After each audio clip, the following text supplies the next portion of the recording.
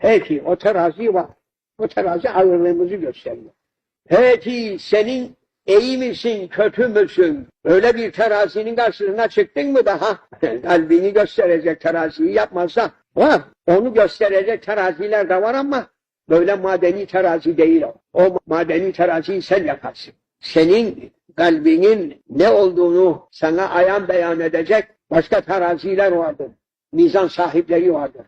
Nasıl ki hazip, hekim senin mizacını söyler, hastalığını söyler, yüzüne baktığı vakitte gözüne bakar, ağzına bakar, gözüne bakar, yüzüne bakar, sende bu hastalık, şu hastalık vardır der. Onun gibi senin yüzüne baktığı vakitte senin kalbini söyleyecek o gibi marifet sahipleri vardır. Ama aramazsın ki, aramazsın. Karnın ağrır, dişin ağrırsa hekim ararsın.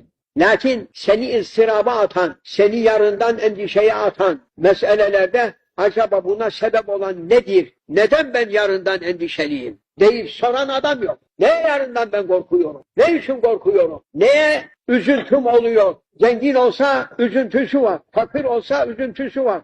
Bey olsa, paşa olsa üzüntüsü var. En yüksek rütbedeki kimseden tut, bütün insanların yarın hakkında bir üzüntüsü var. Ama ne için? Niçin o üzüntü geliyor sana? Demek ki sen taklittesin.